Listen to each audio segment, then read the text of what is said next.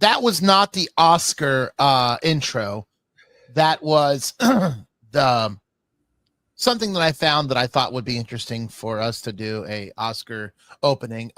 Welcome everybody to the Saturday morning reviews with your host Venom and Vincent. Alongside, as always, is my co-host, a man that needs no introduction, from the fourth row, Dan Skipbound. How you doing, buddy? It's You early look in the tired morning. this morning, huh? Yeah, it's a little early in the morning for me. I'm sleeping in usually on Saturday mornings, but yeah, no, I'm doing all right. It was a big week this week. We had the Academy Award nominations. It's like Christmas morning for me. I'm opening up all my presents, and we'll see what we got. Sometimes you're disappointed, and sometimes you're happy with what you got. Yeah, that's true. We definitely we I feel like we definitely got I feel like every year we get shocked more and more, and it's like what bothers me is two things that I told you told you the other night. Number one, we're celebrating movies that happened last year, so why don't we do it before the end of the year? That would make more sense. Well, that is back in the day they used to do it that way, and it wasn't as big of a ceremony. It wasn't a big, but it's become such a big deal. I think they just it's about scheduling. It's about getting your dresses, getting your hotels, traveling from different places. A lot of times, people are working on movies in different places, and so they don't know that they're going to be there on March 15th. So it's a lot of, plus we have other award shows like the Golden Globes and the SAG Awards and the BAFTA Awards and all these other awards, the DGAs, the PGAs, the WGAs, and they all usually go before the Academy Awards. So I understand. I'm right with you. I wish they would move it up sooner, closer to the end of the year rather than March 15th. I thought, March 10th last year, and then all of a sudden this year, March 5th is like, God, you move it further away than it was last year. By March, we're already forgetting about what happened in freaking 2025. I know you pretty much do. I mean, me, because I'm such a pundit, an awards pundit, that I force myself to go to the ceremony at I go to a local theater here called the Enzion Theater, and they do the Academy Awards there. So I always like to go there, and I have that date set on my schedule. But I'm right with you. We're in March 15th this year. Jessie Buckley, for instance, she's going to probably win an Academy Award for Hamilton. She's got a movie coming out that week, The Bride. So it's like she's already got movies coming out for the following year, and she's going to win potentially win an award for the previous year. And it is kind of wonky. You know what I mean? Well, Skip, let's not waste any more time. Let's go over the 98th Academy Awards nominations. Let's start with actor in a leading role. Actor in a leading role. You want to go first, or you want me to go? Yeah, I'll go. So your categories: Timothy Chalamet, Timothy Chalamet, for Marty Supreme, Leonardo DiCaprio for One Battle After Another, Ethan Hawke for Blue Moon, Michael B. Jordan in Sinners, and Wagner. Oh boy, Wagner Moura, and the Secret Agent. Well, I tell you this right now. I don't know what's so big about this Sinners movie. It wasn't a horrible movie. No, it's just not. It's you know what it'd be like. It's like if they would nominate The Wild Wild West with Will Smith as Best Picture. You know what I mean? Like it had its moments and it was creative, but it's just there's so many more movies that came out in 2025 that I think should be on this list than these. I mean, I think it just shows you that they're really.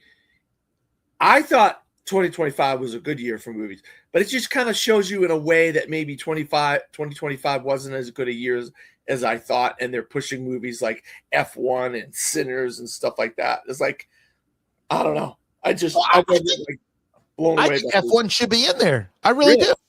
All right. I, Well, I it did is. you?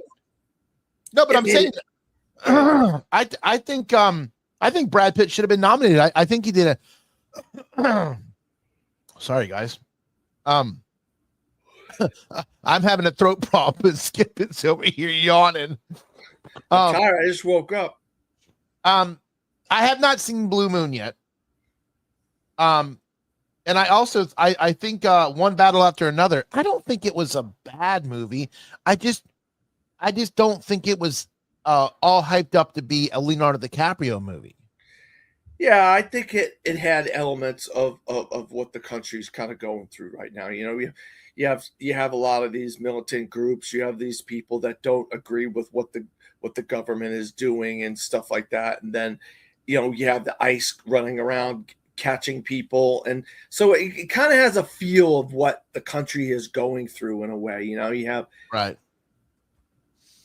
I don't know. I just felt it was right on the nose for what people kind of need to see right now because of what we're seeing on the news and what we're specific neighborhoods, what is going on, and if you say something the wrong way or if you do something, you're the military people are coming after you and stuff, and and then other people are trying to clean up their act so that they can be part of the regime and all this kind of stuff. I don't know. It's based on a Pynchon novel, but I think PTA did a lot of little tweaking to the story to make it more relevant to today's society. You know what I mean? Yeah, I just don't. I just don't understand why we focus on the world and not ourselves. There's just, I mean, like, that's why I don't watch the news. I don't watch the news because there's so much negativity in the news that I don't care to really know what's going on. Like, I mean, of course I'm going to see it on Facebook or something like that, but I don't care to sit there and elaborate on what we're trying to accomplish. Okay, and then the last one I want to talk about is Timothy Chalamet. How do you say his last name? Timothy Chalamet. Chalamet. Okay, Chalamet. Marty Supreme. I enjoyed it. I think it would. I think it was a great story. I like Timothy Chalamet. Timothy Chalamet. I think he's a great actor. I really liked him in Wonka. And I just think he's an up and coming that he has a long career ahead of him. Yeah, he's a hell of an actor. He came really close to winning an Oscar last year, and I think this year is going to be the year where he actually wins his Oscar, because without him, that movie doesn't go anywhere. He is really the heart and soul of that movie, and he makes you care about him, and he makes you care about his journey of what you go into like table tennis. What do I care about tennis? He makes you care about table tennis. You know what I mean? And the period aspect of it, and a lot of the technical stuff is pretty cool.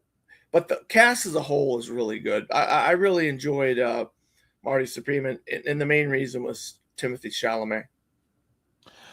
Let's talk about actor in a supporting role. Actor in a supporting role. Okay, so we have. Let me scroll down here to actor in a supporting role. We have Delroy Lindo for Sinners. We have Benicio del Toro for One Battle After Another. We have Jacob Elordi for Frankenstein, Sean Penn for One Battle After Another, and Stellan Skarsgård for Sentimental Value. Okay, so let's break this down here. I think Netflix did a really good job on Frankenstein. I think it was a different twist than what we've seen. It's not your usual Frankenstein from, what was it, the 30s? Yeah, 1930s. James Whale did Frankenstein and the Bride of Frankenstein. So it's totally different. It's another take. You know what it kind of looks like, though? It kind of gives me like a feeling of kind of like the Hellboy set. Like the way that they did like the scenes outside and like the castle scenes and things. Guillermo del Toro is great with production design. He builds a lot of his sets. So that's right. He did Hellboy, right? Yes. Oh, well then there you go. Yes. I totally forgot he did Hellboy. So no wonder why it looks like kind of like Hellboy. Yeah, it looks real because you can touch it and it feels real and stuff. And the castles and the various locations, the house and stuff like that, those are real places and stuff. So it feels like Frankenstein is set in a real world, and he really did put his own stamp on the story of Frankenstein and the Bride of Frankenstein, which Guillermo del Toro is going to do that. He's great at putting his own stamp on these stories, like he did with Pinocchio. Oh yeah, Pinocchio was you know what, when these first came out and they started doing these live action Disney films, I wasn't a fan, but I got to tell you, they're getting better and better. They're getting better and better. All right, let's go to unless you want to continue, let's see. Did we talk about well, I mean, do you want to talk about any other one in this category, or we just? Yeah, well, I think the front runner for me is Stellan Skarsgård and Sentimental Value. I think this guy had a stroke going into filming this movie, and he was really in kind of rough shape. And the filmmaker Joachim Trier gave him an earpiece to help him with remembering his lines. And when you watch the movie, you wouldn't notice that he had a stroke and he had a problem with his lines. But he's a really good actor, and he's been acting a long time. And I think he's going to win. I think one battle after another actor, Sean Penn and Benicio del Toro, are going to split votes. And I think Stellan's going to pull off the win for the Academy Award here. Now, is this the brother of Bill Skarsgård? That's his father. That's his father. Alexander, yeah, he's the father. Alexander Skarsgård and Bill Skarsgård are his children. Okay. All right. Interesting. Okay, let's talk about actress in a leading role. Go ahead, take it away, Skip. All right, so we have Rose Byrne for If I Had Legs, I'd Kick You. Emma Stone for Begonia. Jessie Buckley for Hamnet. Renata Rensva for Sentimental Value, and Kate Hudson for Song Sung Blue. I got to tell you, the only one I've seen in this this category is Begonia, and I just thought it was so weird, like the beginning of, like they're kidnapping, Emma Stone, and they're doing. I mean, like she's. It is weird, but it was actually pretty funny. I thought it was funny. It had an interesting look. These days, these filmmakers are trying to tell your stories and put a weird twist on stories, but they also have like a semblance of like a reality to them.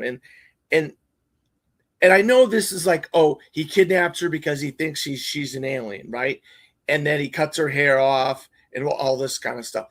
But it's also about big business, and like they're taking over, and they're treating their employees really bad. They're getting rich off their employees and stuff like that. And there's the message in here, despite the wackiness and the craziness that happens. These filmmakers are getting a message into their films. Same thing with like One Battle and Weapons and these movies,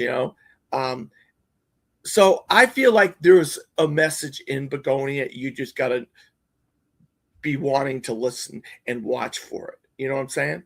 No, I get you. That's the only one that I've seen in that category. Yeah, I've seen them all.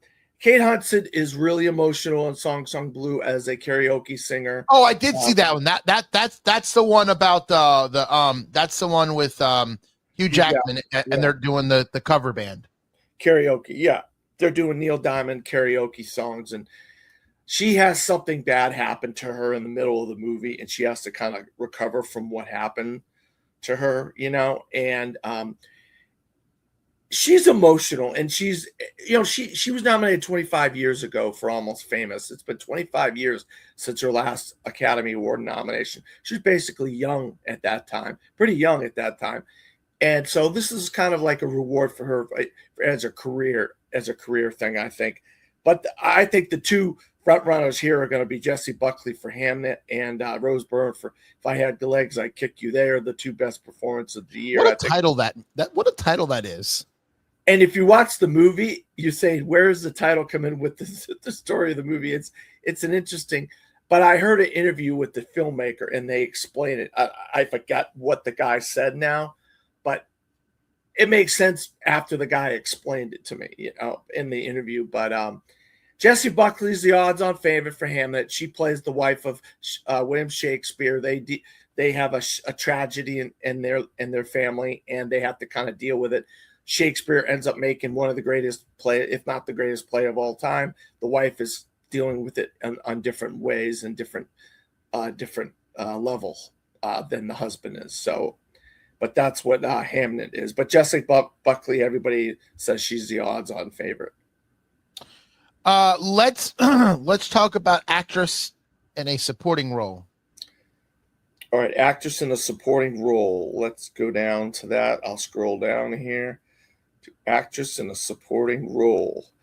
All right, so we have Amy Madigan for Weapons, Wumi Musaku for Sinners, Elle Fanning for Sentimental Value, Inga Iggsdaughter Lilius for Sentimental Value, and Tiana Taylor for One Battle After Another. I think Weapons was a very unique and weird movie, to say the least. Would you say it would be categorized as like a horror drama? Yeah, it's a horror thriller, but once again, it has political undertones in it. And Amy Madigan plays this witch who has a little bit of a thing where she takes over people using witchcraft and stuff like that. Right. And so, but the movie is filmed out of order. It's non-linear, where you go for part 3, then you go for part 2, then you go for part 5, and you go back and forth in the story, so you don't know what's going on. I think the one thing that was interesting, and it kind of threw me off. They do this sometimes in all the movies, is you got to see from each angle of the story being played out. Like you would see it from this character. Yeah. And it to me, it's interesting, but you have to also recognize as a viewer that you don't know if everybody is going to actually enjoy rewatching something over and over again at a different angle. You have to really be I feel like you really have to be into film to enjoy something like this. If you're a casual film buff that just likes blockbusters, I don't know if you're necessarily going to like something like this. Yeah, non-linear narrative is not for everybody, but I feel like this story is so engaging that you are interested in it, and especially with the villain played by Amy Madigan, and she's completely unrecognizable. You don't even recognize her in the movie, but she's definitely the front runner for Best Supporting Actress here. Let's talk about animated feature film. Animated feature. All right. So, do you want to do that one? Do you want me to do it? I mean, I can do it, but I can't read some of these names. Okay. All right. That's fine. That's fine. Arco, which is a French animated film. K-pop Demon Hunters. You can find that on Netflix.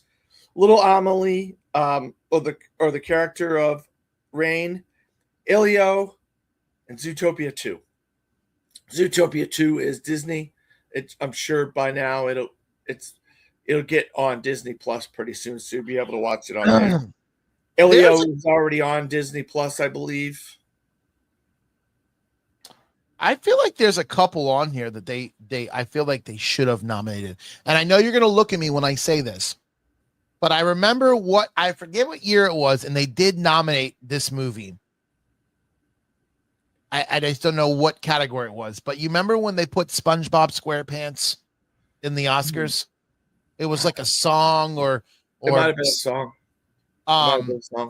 But I honestly don't think those movies are that bad. Like they're very quirky and stuff. But I mean, I think Bad Guys 2 should have been nominated. I think that was a good one. And as much as people, I don't think I've seen it. I think Ello should have been nominated. It's in here. Ilio's in here. It's on there. I said it. Oh, is it? Yeah. It is. I'm sorry. You're right. I'm sorry. I missed that. Okay. But I think that had a good message too. Yeah, it was a good movie. It's the de facto Pixar movie. They went pretty straightforward. They do have the 2 French movies, and then they obviously with K-pop, it's got a couple big songs. I don't understand what the big hoopla about that movie is. Like, everybody, you know what it's like? It's like Pokemon cards. Everybody's going nuts over the Pokemon cards, and they're going nuts over this movie on Netflix. Like, all my friends that are as old as I am, they're like, "Oh, I love that movie." What do you love about it? What is the movie that I love? It's because it's owned by a communist country, China. They don't submit their movies for American awards, and the producers weren't allowed to submit the movie for American awards. So the movie that I think is the best animated film of the year is Ne Zha 2, and it doesn't get any nominations. It doesn't get any love, and yet it made $3 billion. Worldwide. It's an amazing movie. You can find it on Fandango at home. A couple of the streaming services, you can pay for it to have it. It's like $5. It's really cheap, and I think that's the best animated movie of the year. But because China didn't submit it and the producers weren't allowed to submit it, it's not in here. It's not eligible for American awards. Let's go down. Let's skip some of these categories because some of these categories. Let's see. Let's go to directing.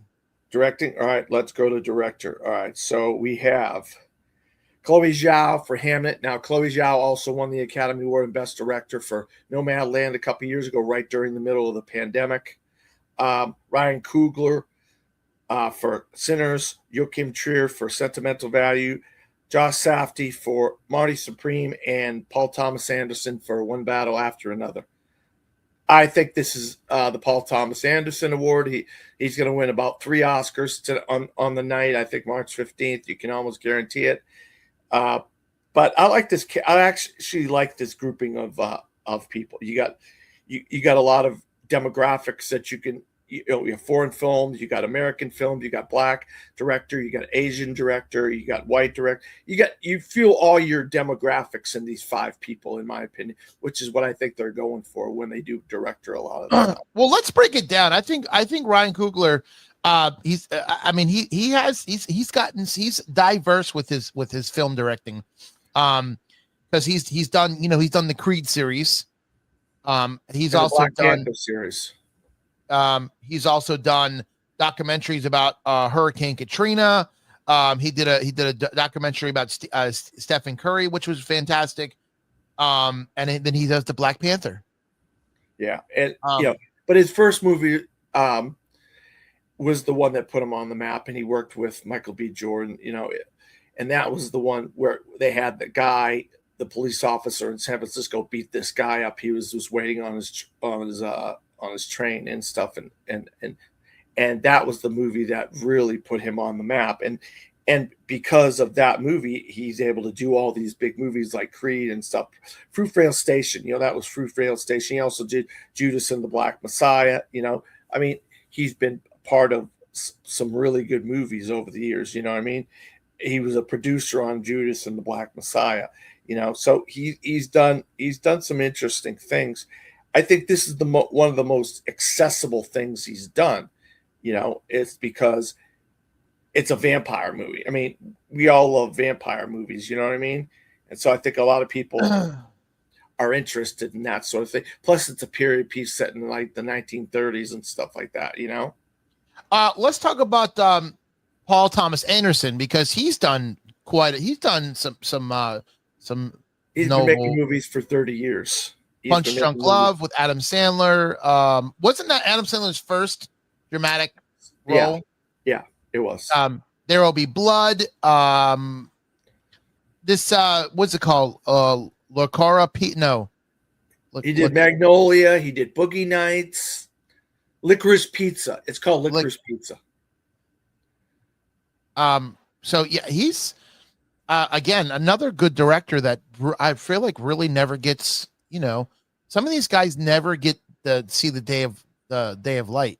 Well, he's been nominated a lot of times, and he's come away shorthanded. But I believe that this film, One Battle After Another, is the most like movie that the public and the film critics society and the people that are in the movie industry can get behind. It's got the perfect mix of a blend of political stuff. It's got entertaining things. It's got a really good cast. It's got a good engaging story. And so I think this is finally the movie that it took him all these years to finally make something that works for everybody, works on multiple levels. You know what I mean? I do want to talk about Josh. God, I can't. Josh Safdie from Marty Supreme. Yeah, because he also has done some. He did Uncut Gems. He works with Adam Sandler a lot. He did Adam Sandler's stand-up recording. He did a movie called Good Time, which was I don't think that was. I think that was with Robert Patterson that did Twilight. That was an interesting film. And I mean the list goes on and on. I mean, he worked with his brother. The Safdie brothers were making movies together, and then something happened, and then they have to split up, and now they're making movies separately. And this year, both of them had a movie separately. Josh Safdie did Marty Supreme, and Benny Safdie did The Smashing Machine. And it's just the one that translated the most for audiences and awards has been Marty Supreme. Yeah. Who else you want to talk about? Anybody else in this category you want to talk about? No, I mean, this is a good category. I think this is a perfect five nominees, if you ask me. Let's talk about cinematography. Cinematography. All right, let me scroll down here to cinematography. I have to get to the category. I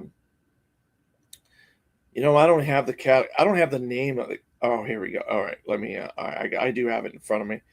All right, best cinematography is right here. Okay, so we have Marty Supreme, we have Train Dreams, we have Sinners, we have Frankenstein, and we have One Battle After Another. This seems like the default 5 that they're going to get a bunch of Best Picture nominees, and then they're going to get the one that might possibly win, and I believe it's going to be Train Dreams. But these are all Best Picture contenders. And a lot of these tech categories, they just default to the Best Picture contenders, And I think in this case, it's going to be Train Dreams is going to win. But they all have great cinematography. I always thought these 5 films are some of the most beautiful films of the year. There's let's see. There's one more that I really want to touch on, and then I think if there's anything else you want to like maybe touch, Well, we got to do Best Picture. That's the one I'm talking about. Best Picture. I mean, you couldn't go. I was trying to say that for last. You couldn't go with an Oscar show without doing Best Picture. Best Picture.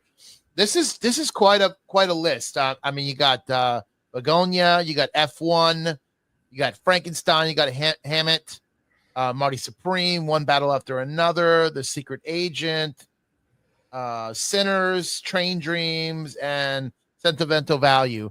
I mean, we've already touched on all these films already. Do you think, in your opinion, is there any movie particular that you think should have been on this list this year? Yeah, I mean, I would have had. It was just an accident because it's really dealing with the Gaza and the Middle East and stuff like that. And I think it's directed by a guy that's really has been under fire because he's from Iran and he had to flee his country and stuff. Jafar Panahi. And I thought it was a really good movie, and it's just a matter of how we perceive news and how people pass on information to one another and how people get accused of crimes and things like that.